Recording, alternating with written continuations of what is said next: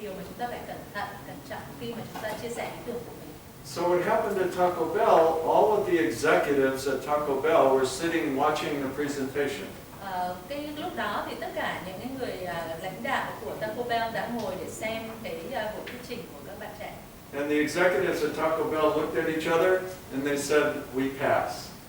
Và tất cả các nhà lãnh đạo của Taco Bell lúc đó nhìn nhau và nói là chúng ta đồng ý. And so what happened is that the gentleman who had this great idea, they were prepared to take $50,000 for selling the idea. Bởi vì là cái người ở đó thì đã muốn rằng là bán cái ý tưởng này với cái giá là 15.000 đô. But what happened is 2 years after they made their presentation, Taco Bell used the idea in its entirety. Nhưng mà 2 năm sau thì Taco Bell đã hoàn toàn sử dụng cái ý tưởng này. Without giving any money to these guys. Mà không hề trả một đồng tiền nào cho các bạn trẻ đó cả. And the net result for Taco Bell was in the very first year they showed this commercial, their business went up by $4 billion. Và sau khi phát cái quảng cáo đó thì cái doanh số của Taco Bell đã tăng lên 4 tỷ đô la. And so the gentleman who presented the idea sued Taco Bell, and 10 years later they got $22 million. Và sau đó thì các cái nhóm bạn đó thì đã khởi kiện Taco Bell, và 10 năm sau thì họ mới nhận được 20.000 đô. So there's a couple of points I want to make. Đấy là có vài điểm mà tôi muốn các bạn lưu ý. Most of us don't know what we have. Hầu hết chúng ta không biết rằng mình đang có cái gì đâu. What I know here in Vietnam, people are overeducated and underpaid. Tôi biết là ở Việt Nam mọi người đều được có cái trình độ giáo dục rất là tốt nhưng mà lại được trả lương rất là thấp. Okay? I hope you don't mind. Hy vọng là các bạn không phiền khi tôi nêu lên điều này. And what I know around the world is everybody's giving things away. They're just giving everything away. Và cũng đúng thôi, ở khắp mọi nơi trên thế giới người ta cũng đang cho đi rất nhiều thứ. And so the gentleman from Taco Bell had no idea that their promotion was worth what it was. Và các bạn trẻ mà khi tiếp cận với Taco Bell về ý tưởng của mình thì cũng không hề tưởng tượng được là cái ý tưởng đó giá trị đến như thế nào. And so does anybody have any idea why they had no idea? Vậy thì mọi người ở đây có hiểu được là tại sao họ không biết được về điều đó không? It's because they never talked to a customer. Bởi vì họ chưa bao giờ nói chuyện với khách hàng. And see, most people never talk to a customer. Never. Mọi người thường không chịu nói chuyện với khách hàng. That seems odd, doesn't it? Và điều này rất là không hay. And so we need to identify a customer. Vì thế mà cần phải xác định được khách hàng của mình là ai. And let me define a customer, because a lot of people do a lot of marketing and the people have no money. And so chúng ta hãy thử định nghĩa khách hàng là như thế nào, bởi vì rất nhiều người đang làm marketing và đang mất tiền. it's important that you know that the customer has money and they spend it on what you might offer, or there's a chance they'll spend it on what you offer. Okay. Và bởi vì là chúng ta biết là có rất nhiều khách hàng có tiền và họ sẽ tiêu tiền vào cái gì nếu như không phải tiêu tiền vào chính những gì chúng ta sẽ đưa ra cho họ. And so what we want is the conspicuous consumer. Và cái điều mà bạn muốn làm ngay bây giờ tức là hãy nói chuyện với khách hàng của mình. And many of your businesses, I've learned all over the world, they don't go after the biggest customer, they go after the smallest customer. Và rất nhiều các công ty lớn ở trên thế giới và như các bạn đã biết đấy, họ không gặp những cái khách hàng lớn đâu, họ gặp những người khách hàng nhỏ nhất. And if you have value for the smallest customer, you also have value for the biggest customer. Và nếu như là bạn có thể đưa ra được những cái giá trị phục vụ tốt cho những khách hàng nhỏ nhất thì chắc chắn bạn sẽ chiếm được những khách hàng lớn nhất. And when you go after the customer, try to avoid using the internet, try to avoid using television, radio, billboards, all forms of mass marketing. Và các bạn, nếu như các bạn biết thì tất cả khách hàng của chúng ta đang cố gắng tránh dùng đến TV hay là internet, rồi các biển quảng cáo tấm lớn ở ngoài trời. Nói chung là họ tránh những cái quảng cáo đại trà. When you start, you should use personal selling. Khi mà mới bắt đầu thì chúng ta hãy cố gắng sử dụng bán hàng trực tiếp cho cá nhân. Because the difference is 0.03% for mass marketing, 80% for personal selling if they are a customer. Bởi vì một con số có thể gây ấn tượng đối với các bạn, đó là nếu bạn đã định vị được khách hàng của mình thì khách hàng của bạn sẽ tiêu dùng chỉ có 0,03% dựa vào các cái quảng cáo đại trà, còn lại thì chủ yếu 80% sẽ dựa vào cái việc là mua trực tiếp. So what's the difference? Đấy chính là sự khác biệt. Anybody? What's the difference? Cái sự khác biệt ở đây nữa là gì ạ? I'm just going to guess, right? But it's 2,664, something like that. Okay? So this is how much more effective it is. Và có một con số nữa ở đây, tức là 2.664, đó là cái con số mà tạo ấn tượng. But people make the mistake and think that personal selling is too expensive because you hire a salesperson. Mọi người đều nghĩ rằng là sử dụng cái đội ngũ bán hàng trực tiếp thì sẽ rất là tốn kém. And once you do the personal selling, then you know what to do, and then you use the mass marketing. Nhưng mà thực ra khi mà sử dụng người bán hàng trực tiếp thì bạn biết được là bạn bán cái gì, bạn đang làm cái gì, và đồng thời bạn cũng lại sử dụng được một phần của quảng cáo đại trà.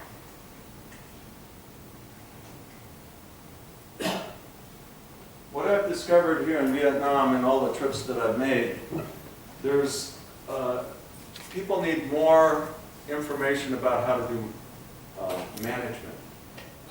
Điều mà tôi cũng nhận thấy được, quan sát được ở Việt Nam, đó là mọi người biết rất là nhiều về quản trị. And there's a gentleman whose name was Deming, who some of you may know. Có một học giả trong lĩnh vực này tên là Deming, chắc là các anh chị có một vài người cũng đã nghe đến tên này. And Deming said if it can't be measured, it can't be managed. Và ông Deming thì nói rằng là nếu như không đo lường được thì không bao giờ có thể quản trị được. So the third thing for the 5 steps for strategic marketing is you need a sales goal. Và vì thế, ở cái bước thứ 3, nếu chúng ta muốn thành công trong marketing, đó là chúng ta cần phải có được một cái mục tiêu về kinh doanh. And a profit objective. Cũng như là một mục tiêu về lợi nhuận. The fourth point Điểm thứ tư is you need to know what resources you need. phải biết được là cái nguồn lực mình có là gì, hoặc là nguồn lực mình cần là gì. In other words, what do you need to make your sales goal and your profit objective? Nói một cách khác, tức là bạn cần có những gì, cần có những nguồn lực nào để có thể đạt được các cái mục tiêu về kinh doanh và lợi nhuận của mình. And the final goal, or the final step, is what we call return on investment. Đó chính là cái khoản thu, cái lợi nhuận thu được từ đầu tư.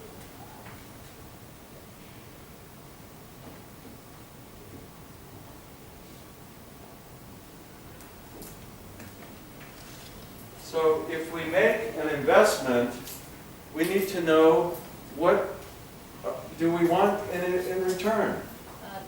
Chúng ta có đầu tư vào bất kỳ một cái gì đó thì cũng phải biết được là lợi nhuận thu về của mình là bao nhiêu, chúng ta muốn được bao nhiêu. The average return on investment that investors are looking for in the world, the average is 40% in 24 months. Cái mức thu hồi vốn trung bình trên đầu tư của các nhà đầu tư trên thế giới đó là 40% ở trong vòng 24 tháng. In 24 months. So if someone invests a certain amount in your business, in 24 months you have to give them that back plus 40%. Như vậy thì nếu như là có nhà đầu tư nào muốn bỏ tiền vào cái công việc kinh doanh của các bạn thì hãy nhớ rằng là họ sẽ muốn thu về khoảng 40% trong vòng 24 tháng. Đó là những thứ bạn phải làm để cộng thêm vào những cái hoạt động kinh doanh và mục tiêu kinh doanh của mình. And this seems like a lot, right? Có vẻ là con số rất là lớn. But this is what global investment in business today is looking for. Nhưng mà đó chính là cái mức trung bình hiện nay mà các nhà đầu tư trên thế giới tìm kiếm. And so many businesses from around the world are investing here in Vietnam. Rất nhiều các cái doanh nghiệp trên thế giới đang tìm cách đầu tư vào Việt Nam. And what's interesting is even the people who are watching this investment, they don't realize how incredible the return on investment is. Và một cái điều cần phải nói đó là rất nhiều người không hình dung nổi là cái tỷ lệ thu hồi vốn cũng như lợi nhuận thu về trên mức đầu tư nó là như thế nào ở Việt Nam này. So let me give you an example. I'm staying at the Daewoo Hotel. Tôi có một ví dụ là hiện nay tôi đang ở khách sạn Daewoo. Across the street is the Latte. Phía đường đối diện thì có cái cửa hàng cái khu thương mại Lotte. Does anybody know how tall it is? How many stories it is? How many Chúng ta floors? đều biết cái khu thương mại này đúng không ạ? Cao bao nhiêu tầng ạ? 65. Okay. So what's interesting about that investment is someone bought something for one, and they got 65 times what they purchased. Chúng ta hình dung là người ta thuê cái mảnh đất đó và người ta có 65 lần để sử dụng cái mảnh đất đó. So why is the return on investment so big? Và đấy chính là một cái hình ảnh về cái việc là việc thu hồi vốn đầu tư của họ sẽ là 65 lần trên cái mảnh đất. Because the market is undervalued. Tại sao họ có thể có được cái lợi nhuận như vậy? Đó là bởi vì là thị trường đã bị định giá thấp hơn là nó chính ra phải có. And the reason I want to share this with people here in Vietnam because I'm learning about how the value is much greater. In other words, the value for everything here is much greater, and investors are coming here because there's a tremendous return on investment.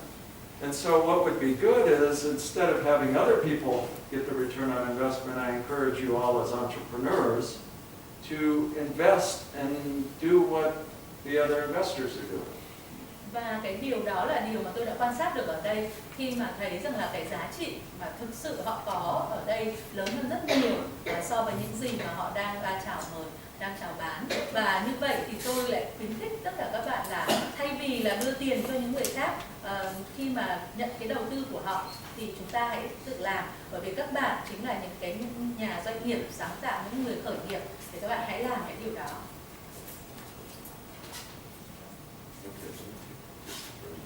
Okay. All right. To do all of this, we need tactics. Tất nhiên là đi được với tất cả 5 cái bước này thì chúng ta cần có các chiến thuật. To do all of this, we need what we call initiatives. Và cần có các sáng kiến. And to do all of this, we need what we call directives. Và cần phải có định hướng. So the tactic is very simple. Chiến thuật thì khá đơn giản. To be customer-oriented and market-driven. Chủ yếu ai cũng đang hay nói tới đó là phải hướng vào khách hàng và đi theo cái yếu tố của thị trường. The second point is actually the directive, what you tell your people to do. And what you tell your people to do is to spend time and money on the customer. Và cái điều thứ hai muốn nói ở đây về cái khía cạnh định hướng, đó là việc là các bạn sẽ phải nói chuyện với lại nhân viên của mình để làm sao họ cũng có một cái định hướng chung là hướng vào khách hàng và đi theo thị trường. And I want to show you what results. Và kết quả là gì?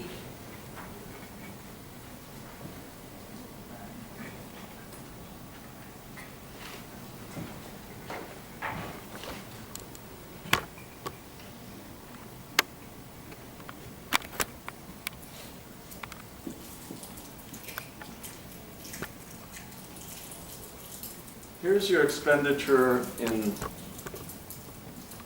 your cost for spending time and money. Đây là cái đường biểu diễn các cái chi phí về mặt tiền bạc cũng như là thời gian. And here's the minimum return on investment. Và đây là cái lợi nhuận tối thiểu các bạn có thể thu về, tức là gấp 3 lần. So let's say you spend $2 Vietnam dollars, $2. Okay. How much is your return on investment for spending more time and more money with your customer? Như vậy thì nếu như là chúng ta đầu tư tiền tính bằng Việt Nam đồng chẳng hạn thì chúng ta sẽ thu được về là bao nhiêu? It's x squared. What is your return? It's 2 times 2 times 2. Đây là theo là gì ạ? Mũ số 3.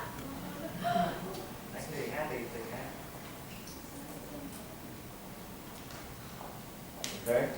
Now, this is a minimum. Đây là tối thiểu. Đây là mức tối thiểu. And so those companies that spend more time and more money with their customers get a much bigger return on investment because they know what to do. We call that market research and customer interviews. Now, the initiatives are what results. And so for my clients, what they find is that they're going this way, and the markets and customers really want to go this way. Và như vậy thì nếu như là các bạn doanh nghiệp nào mà đầu tư nhiều hơn vào khách hàng của mình, tìm hiểu họ và hiểu rõ được họ thì cái lợi nhuận thu về sẽ càng cao. Bởi vì là khi mà làm việc cũng như là rất nhiều các khách hàng của tôi ạ, thì khi mà họ làm việc với khách hàng thì họ đã phát hiện ra là doanh nghiệp đang đi theo một hướng, còn chính khách hàng lại đang muốn đi theo một hướng khác ngược lại. And see, the reason everyone's going this way is they're not looking at the customer, they're looking at their competitor. Mà cái gì khiến cho họ đi theo một cái con đường riêng như vậy, đó là bởi vì họ không nhìn vào khách hàng mà họ lại đi nhìn vào các đối thủ cạnh tranh. And so, if all the competitors are going the same way, I can assure you they're not going the way the customer wants to go. Và nếu như chúng ta thấy rằng là tất cả các đối thủ cạnh tranh đều đang đi theo cùng một hướng nào đó thì chắc chắn rằng là họ không đi theo được các những gì mà khách hàng mong muốn. Oh, okay. All right. I'm just reminded that I talked too much and we need to take a break. Và anh vừa mới nhắc tôi là tôi nói nhiều quá và chúng ta cần phải có thời gian để nghỉ nữa giờ.